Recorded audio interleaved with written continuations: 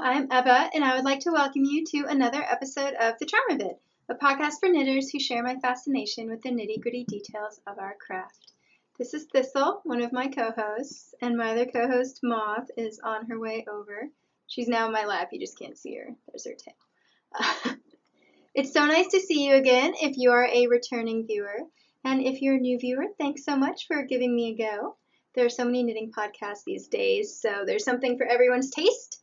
Mine tends towards a lot of rambling about nitty-gritty details, so this is going to be a Project Snapshot episode, which I started doing late last year in between the regular bigger episodes with lots of different segments. So the only thing I'll be doing today is talking about my projects, and the show notes will be links to each project's page on Ravelry, where I keep notes of everything that I'm going to tell you about.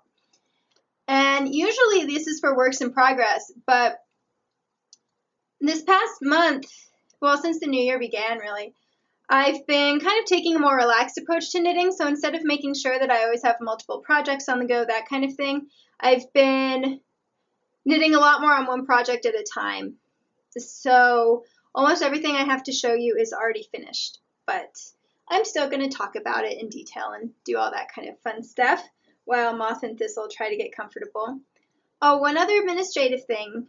Well, I guess two. First, I did draw the winner for the Pocket Menagerie knit-along that I had been running very casually. Would that be the word? I'm not very good at running knit-alongs. I'm just not that kind of go-getter personality.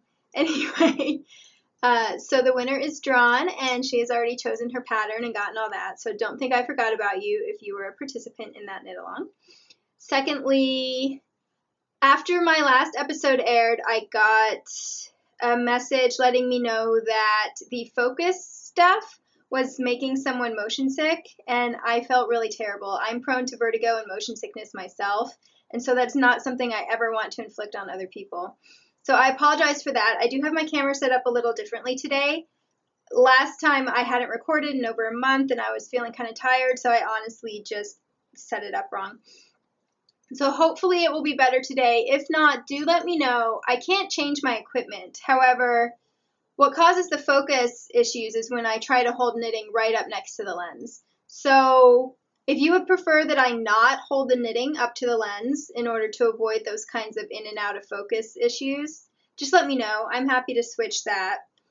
It's just I automatically want to show you the, as close as I can get. But that is definitely something that I am happy to accommodate anyone prone to motion sickness or vertigo about. So just let me know either in a private message on Instagram or Ravelry, or just down in the comments on YouTube. I never mind if you do technical complaints, is that the right word, publicly. It doesn't hurt my feelings at all. So, okay, let's talk about knitting, huh? It's been longer than usual. So I do have one actual work in progress that I cast on today, and I just knit it quickly because it's a lot of 2x2 rib.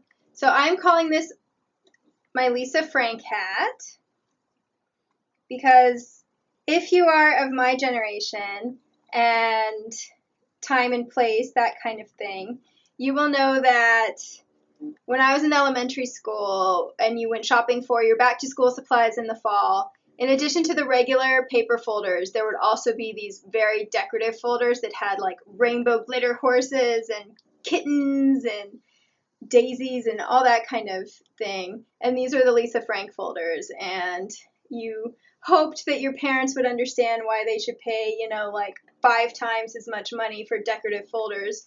Or in the case of mine, we were usually allowed to get one decorative folder, and then the rest had to be regular ones because we had to economize. But yeah, so the yarn color, it's got pink sparkles running through it. It's sparklier in real life. There we go. There are the sparkles.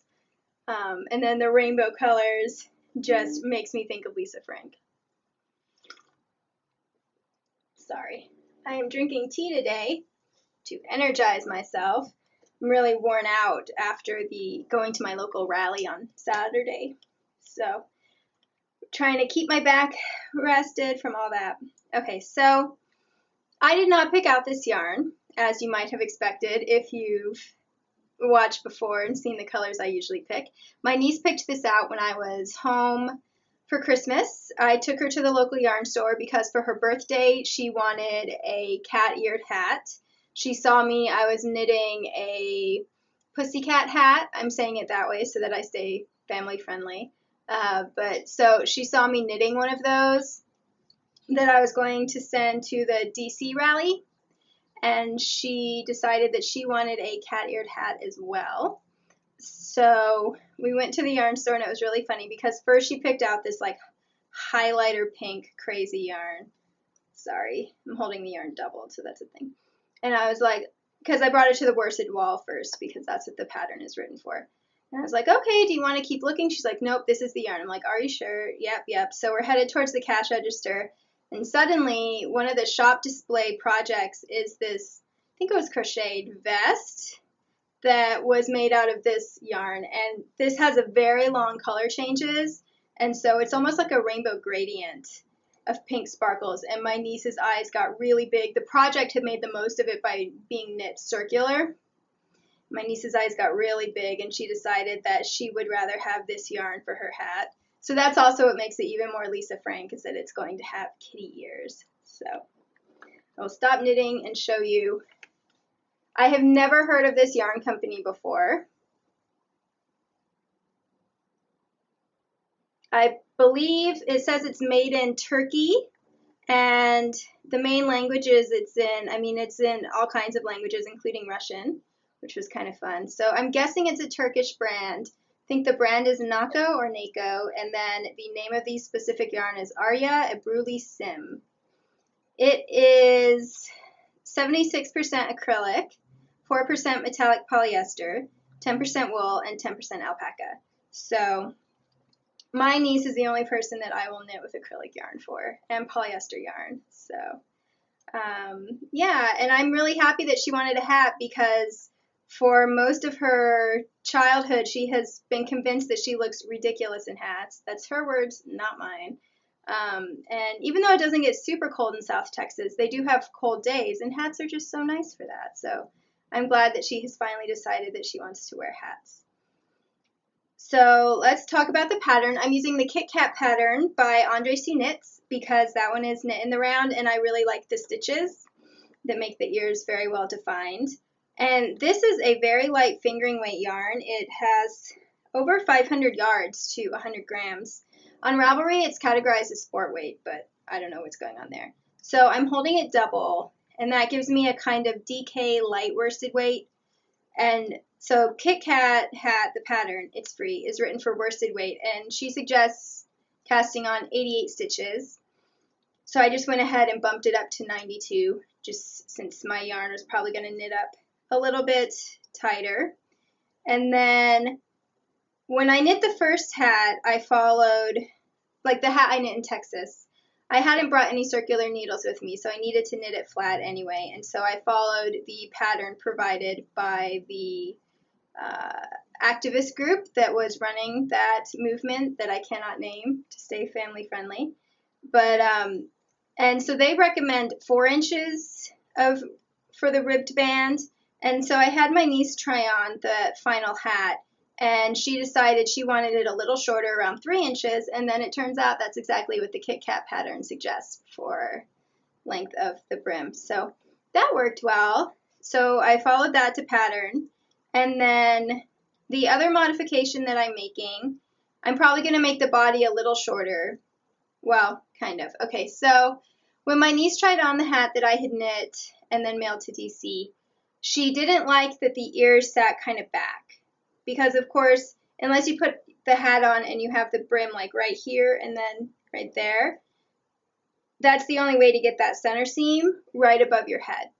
And so she requested that she put the ears on her hat be more forward so that she could wear it like a normal hat but with forward ears. And I thought that made sense, and I recklessly promised that of course I can do that.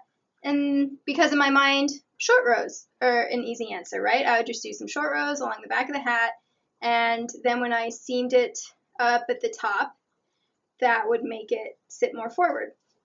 And then it occurred to me that I did not know if that would actually work. And my niece is as particular as I am, and so I was a little nervous. So on Friday, I also realized that I did not have a hat to wear to my rally that I mentioned I went to on Saturday. And so I went ahead and got some leftover yarn out of my stash. It's the pink yarn that I used for my swan sweater, if you've seen it before. So it's a fairly bright pink for me, but not like highlighter pink. And it's a sport weight yarn, so I held it double to get a nice chunky gauge. I apologize for Thistle deciding that now is the time to squeak her toys. So I held it double because I wanted to knit it pretty quickly. Obviously, I didn't have much time. And so I went ahead and tried out the short row technique for that hat, and it worked really well. I made that hat shorter than I would for a regular hat because at that point I knew that it was going to be unseasonably warm at my rally the next day, so it didn't matter if my ears were covered, and it saved me time and yarn to make a shorter hat. I have to start a new segment. I think Thistle's feeling neglected, that, I usually when I'm podcasting I just pet her while she's in my lap, but I've been knitting away on the hat while I'm talking to you about it, so I think that's why she's going after all her toys. Anyway, so yeah, I was really happy with how those short rows turned out. It looks really funny when the hat is lying flat. I'll insert the two photos I put on Instagram here, one of me wearing the hat and one of it laying flat because I don't have the hat anymore.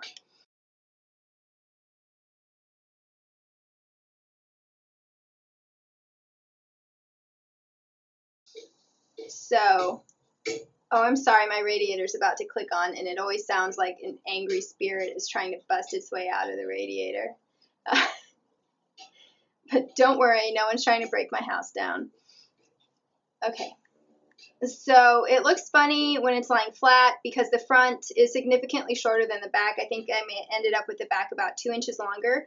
But when you put it on, you can wear it like a normal hat, and the ears are still towards the front. So I'm going to go ahead and make the ears a little more towards the front for this hat. So add even more short rows to the back, which should work pretty well because this yarn obviously is knitting at a much tighter gauge. So I have a lot more rounds to work with.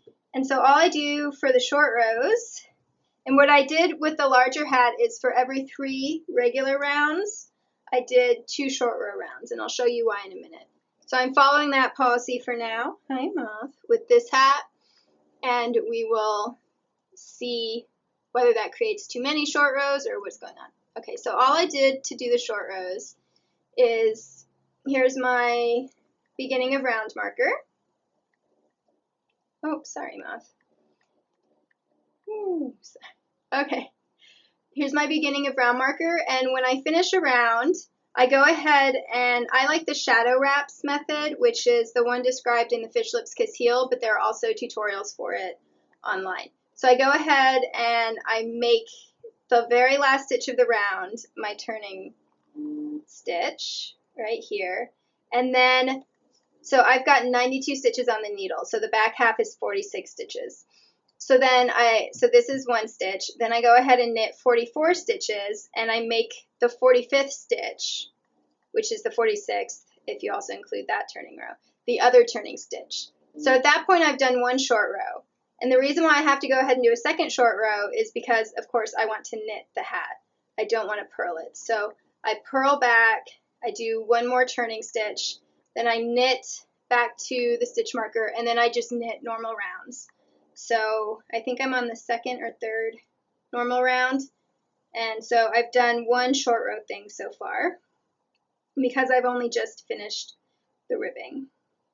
So yeah, if you're interested in still making more kitty cat eared hats, that might help you as well.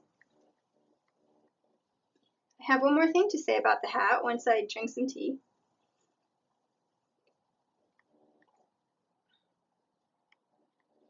Sorry, when I'm having, like when I'm this worn out, I have to be very careful to not drop the mug, so that's why I was cautiously drinking. Okay, so as I said, I need to hold the yarn double so that I'm not knitting forever.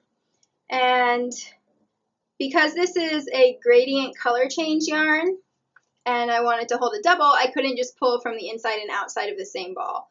I had to go ahead and wind basically half the yarn and then use the other half so that the colors wouldn't match up.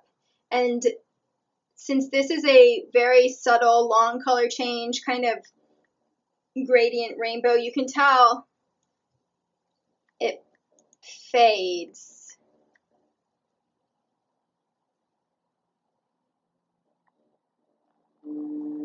Okay, so see how, I don't know, it kind of changes color. But because it's designed for a certain kind of type of project, and instead I'm making a quite small hat, in order to get all of the colors in the hat, I have to break the yarn. That's why there are all of these ends hanging out. Yep, I love my niece a lot. So as you see, I've had to break the yarn a few times, and I'm basically giving each color an inch because that works with how tall I want it to be. And then the other thing is, I had mentioned that I would have to break the yarn when I think I was talking to my mom in the car when we were driving home from the yarn store. So my niece heard me, and she was like, oh, well, in that case, I don't really like the orange and the yellow. So pretty soon, I will be going ahead and jumping from the purple to the kind of reddish pink color. So I will be skipping the yellow and orange part of the yarn. So yeah, I think that that is everything I have to say about this hat so far. My niece's birthday is February 5th, and then my sister's birthday is February 6th, and I will be knitting her something too. So I'm not quite sure if it will be an on-time birthday gift because it also has to get all the way down to Texas from New York, or if it will be a belated birthday gift, but hopefully it will be appreciated no matter when it is.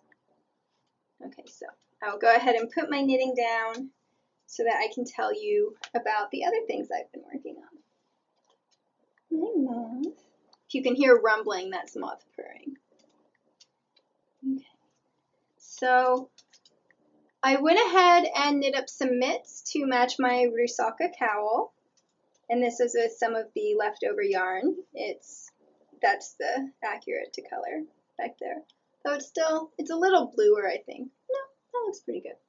So I had self-designed the Rusaka cowl. You can hear me talk about that on the last episode. And I also self-designed these mitts. I'm really happy with how they turned out, and they have already been blocked and worn several times. So I wanted to have elements from the cowl on the mitts, but I didn't want it to be super literal. So the same way that the cowl has twisted rib cables going up its sides, I went ahead and put just very small cables along the sides of the mitts, and they are on both side seams. Not sure if you can see that. And in my mind, that was perfect because I wanted to do the body and garter stitch. And if you knit garter stitch in the round, you get a jog. And so I thought, perfect, the little cables will be a side seam and will let me disguise any kind of jog. So that didn't quite work out because I wanted to start with a kind of lace edging that reminded me a little of the middle part of the cowl. And also, I just really like lace edging on mitts. I just think it's fun. And I like the juxtaposition between the lace edging and the garter stitch. So I started with the edging, and then when I had enough edging, I turned around and picked up stitches, and then I realized that the beginning of my round was going to be along the palm. And so what I could have done is just made the beginning of the round along here, but instead I decided to just go ahead and do a one twisted knit stitch seam right along both palms. And what's kind of cool about that is that it makes the mitts look pretty interesting if you wear them on the opposite hands.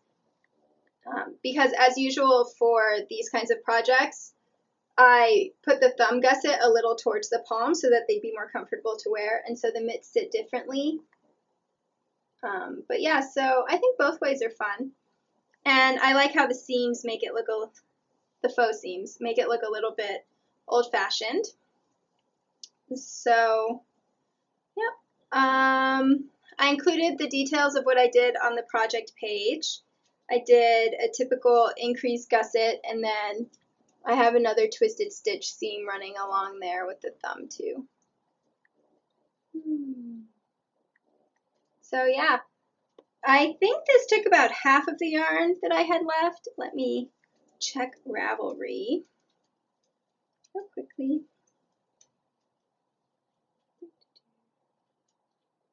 And I posted a photo of me wearing them on Instagram. Yeah, these took about 42 grams or 120 yards. Oh, and now I have 58 yards left. So I guess it took 2/3 of the yarn I had left.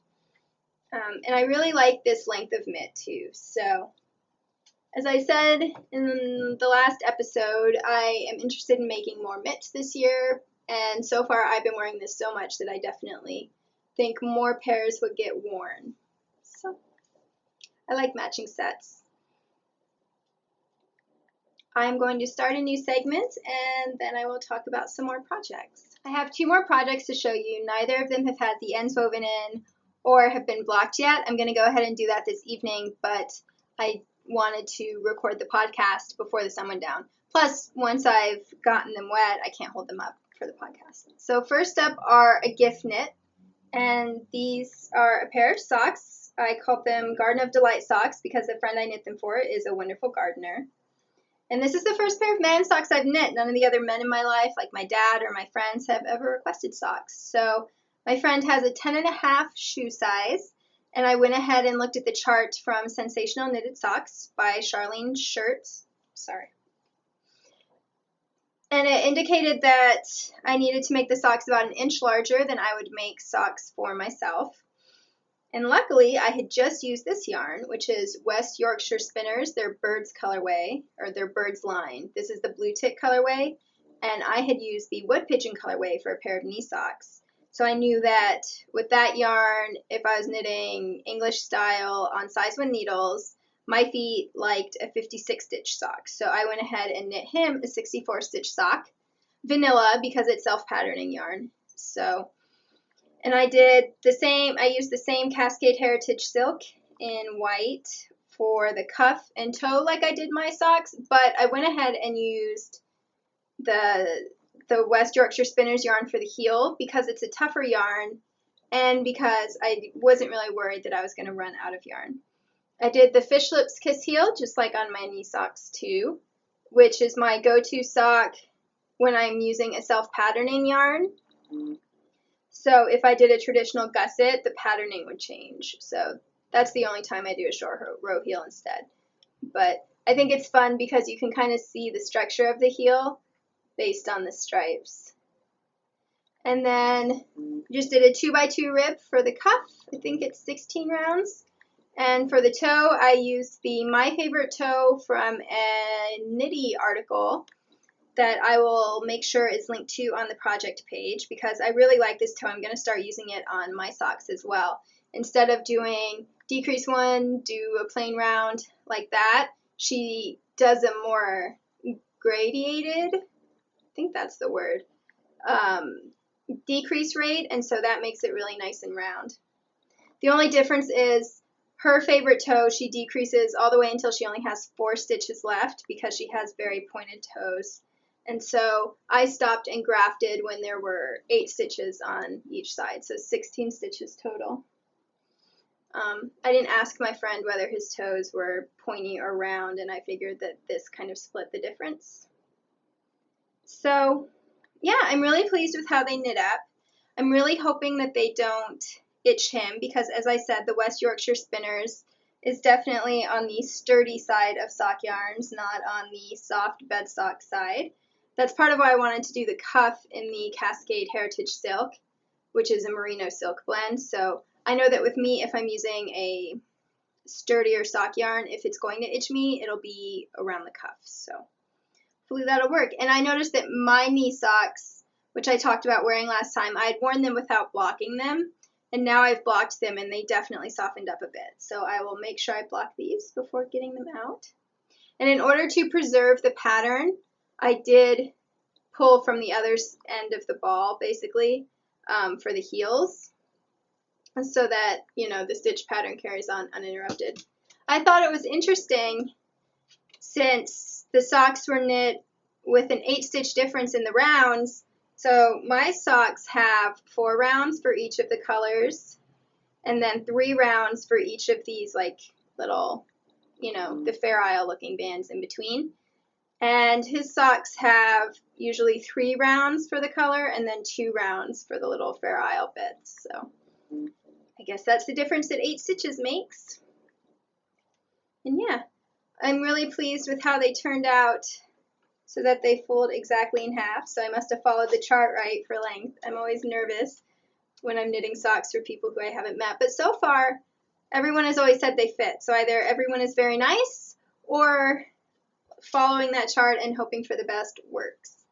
I say hoping for the best because the chart tells you the actual size of the feet. It doesn't tell you negative ease. So what I do is I take 10% off the circumference and 10% off the length, which is usually around 1 inch. Whew, okay. One more thing to talk about. There's been a lot of behind the scenes pet drama. So hopefully I won't have to start any more new clips. I talked about like the first few sentences about those socks. I think I had to repeat 5 times because of all the pet drama that's happening.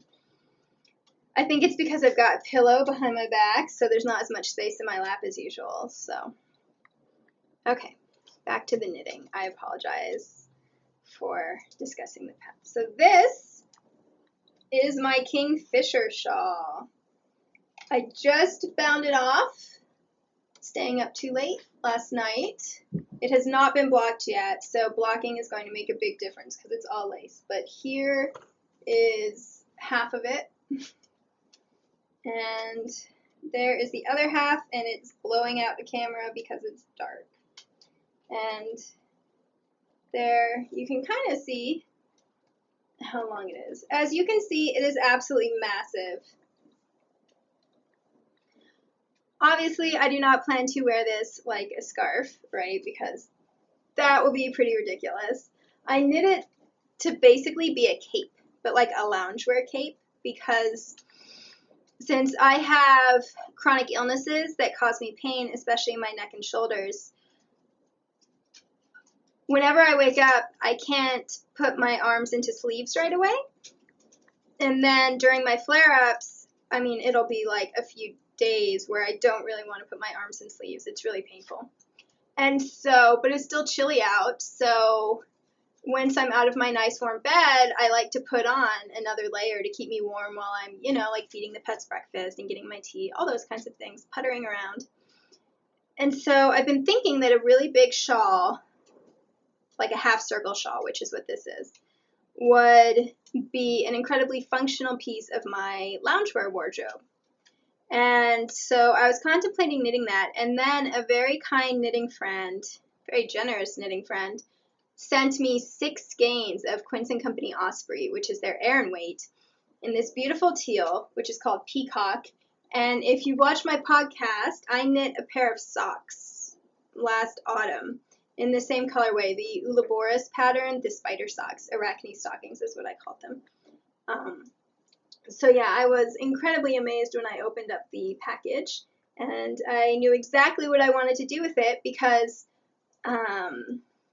heavier weight yarn costs more per yard, and so I probably would have never bought myself 6 skeins of Osprey, as a treat to myself. But now that I had it, I knew it would make an absolutely perfect circular shawl, half circle shawl, sorry. And that's based on the pie method that Elizabeth Zimmerman developed, which is basically that because of how circles work, if you double the amount of stitches you have, each time you've doubled the length of your shawl, roughly, you end up with a circle, and you can do that for half a circle as well. Okay, so I used that idea to design myself a shawl last spring. And originally I was going to design myself a shawl with this yarn because I was thinking the Quince wool, core wool line, which is what this is, it's 100% wool, are really nice at showing off texture because they're very bouncy, they're very plump and round, and so any texture just kind of pops off. So originally I couldn't really find a textured shawl, and I thought, oh, that would be really cool. But I really wanted the shawl, and I didn't really feel, I was having a bad day last Tuesday. And so I really wanted to cast on for something that would be comforting and relaxing, and I didn't want to have to design it myself. Usually I really enjoy designing, but at that point I just wanted to find something else. And so I looked at patterns for half circle shawls in like worsted and Aran weight, and I came across the Wings of the Nightbird shawl, which is a free pattern on Knitty, and it's from their Deep Fall issue of last year, so it's pretty recent. It's by a Korean designer who, I can't remember her name. I can never remember designer names, that's why I don't say them. It's always on the project page.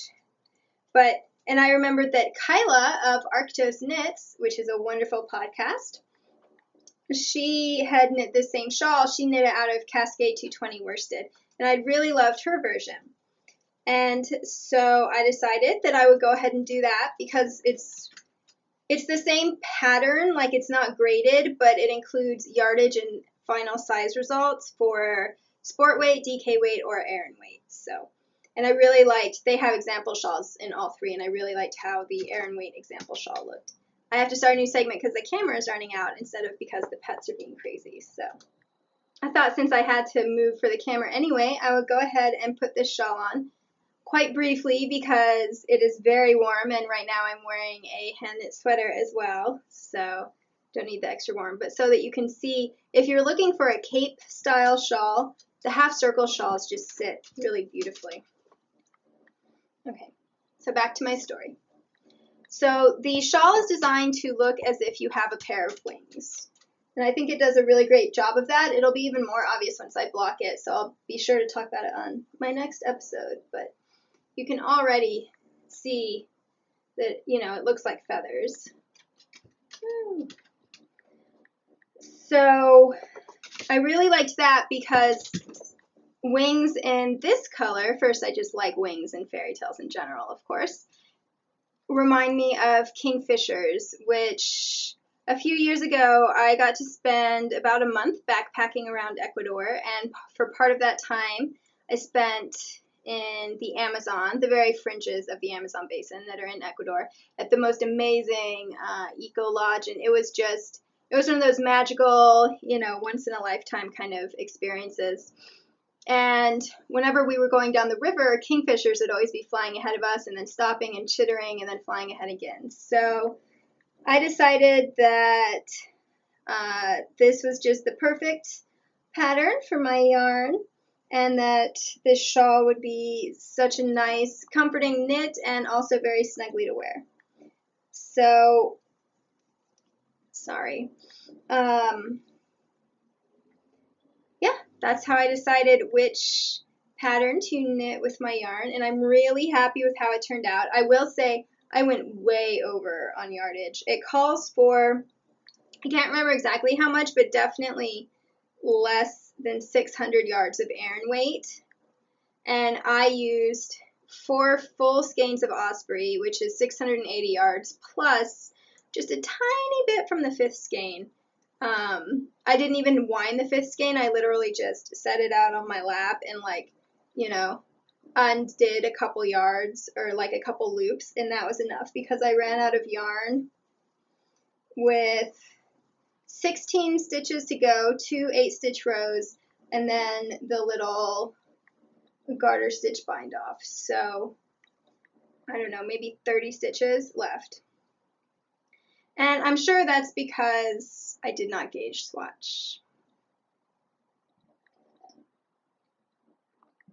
I would have swatched. I'm not opposed to swatching for shawls. However, the gauge given in the pattern is after blocking. I can understand an after blocking gauge for something like a sweater, where you're just going to lay the swatch flat and it's going to dry, and then you're going to lay the sweater flat and it's going to dry. But something like a shawl where you're going to pin it and stretch it and block it pretty hard, I don't know how I'm supposed to magically block a swatch to represent how I'm going to block a finished half circle shawl. I really dislike that style of gauge giving. I mean, I guess I understand why you're measuring your gauge on your finished object, so that's why the designers give it as after blocking. I'm just saying, I find it almost useless with something that I'm going to block hard. So since I had 6 skeins of yarn, and since the pattern called for less than 4 skeins, I figured I would be okay, whether my gauge was a little larger or not. And then, so it basically, the pattern called for, I think, 4.5 stitches per inch in Aran weight. And so I went on the Quince & Company website, and I saw that they recommend a size 9 needle for 4 stitches per inch. So I just went with a size 9. And honestly, I wouldn't want it to be any of a tighter gauge because, you know, I mean, this is a thick yarn. So if you want, and especially when it's 100% wool, if you want it to be bouncy or drapey at all, then it needs to be at a kind of looser gauge. So, I mean, 400 grams, that's close to a pound of yarn in this shawl cape. And so it's going to keep me super warm. I can't wait to see what happens when I block it because I'm already in love with it. And it already goes down to about here, you know, when my arm is flat. So, and I think it's going to gain significantly when I pin it out to make all of those feathers show up. So the pattern is written from the bottom up, which really surprised me at first. So you start with a cast on of, I think, 297 stitches. Nitty, it's a free pattern, so I'm not like giving away anything that you can't see for free. And I was like, oh man, but I really wanted to knit this pattern. And it turned out she recommended the knitted cast on, which I had not done before. I think a lot of people, that's the cast on they learn, but I learned the long tail cast on. And it really wasn't that bad. It just felt like knitting a row, basically. And I put a stitch marker every 50 stitches in order to keep count. And I'm sure the fact that I was knitting with Aran yarn made it much easier to keep track of the number that I was casting on. But I really loved knitting it bottom up because it's a half circle. You knit a section where there's no decreases or increases, and then all of a sudden you decrease half the stitches on your needles, and then you knit another section, and then you do another half decrease. And so doing it from the bottom up, when you do it top down, of course, you're doing it the opposite. You're knitting a section and then doubling the amount of stitches on your needle. I am so sorry. I swear, my nose, whenever I sit down to podcast, always starts itching, and I go through the rest of my life without having to itch my nose. I'm really not sure if it's just all the wool and all the pets. I don't know. Anyway, they're both in my lap right now. You just can't see them. I'm sorry. So as I was saying, knitting it bottom up just really kept the momentum going on the project. Because, you know, when you first cast on, you're really excited. So that got me through the 300 stitch rows. And then just when you're starting to get a bit bored, all of a sudden you get to decrease by half, and then you're doing a new chart, so you're kind of happy again. And then once again, you're starting to get a bit bored, and then you know that you're in the home stretch because once you start to get towards the top, the decreases happen much more quickly.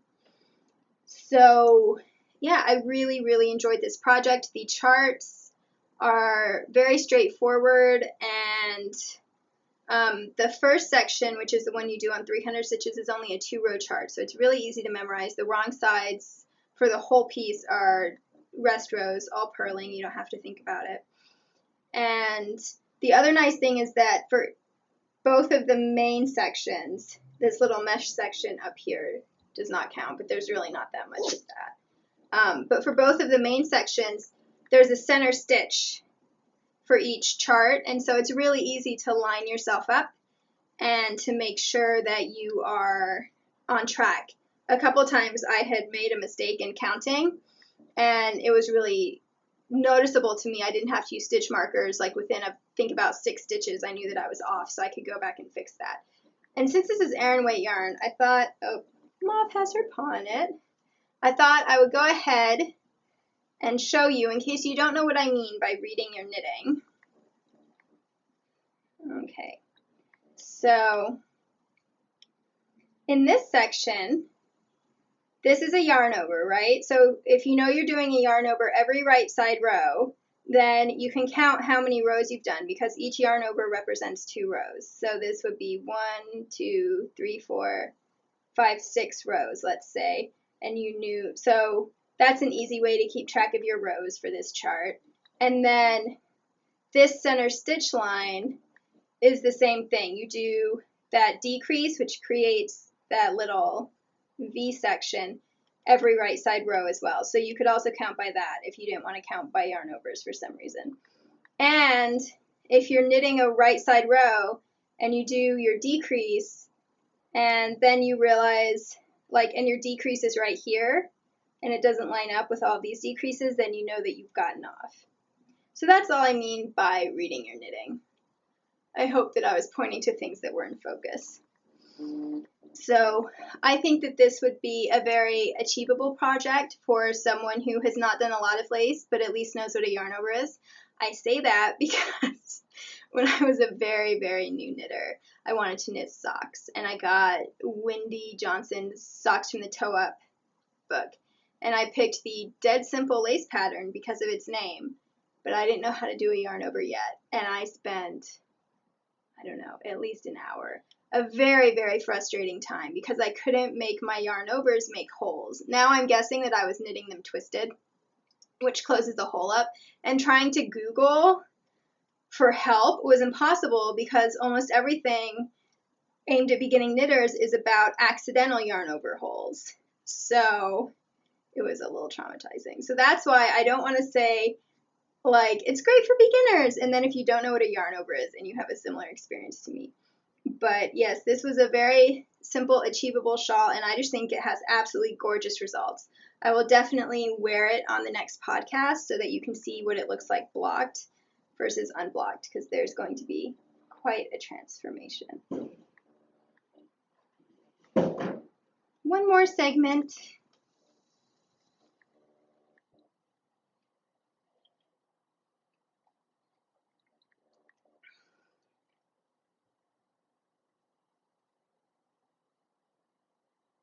The other thing I'm excited about that shawl is not only will I be wearing it probably every morning from, I don't know, October through April, but I also think it would make a fabulous Halloween costume because I'm calling it my Kingfisher shawl, but it also reminds me of hummingbird wings. And so now I'm very tempted to somehow MacGyver a hummingbird costume, and I would, just tie the ends of the shawl to my wrist so that I could have wings. I'm a big fan of making Halloween costumes out of what you have in your closet versus buying something that you then have to store for the rest of the year. Yeah, so I am so happy to have that project. I expected it to take a lot longer, but I guess with Aran yarn on size 9 needles,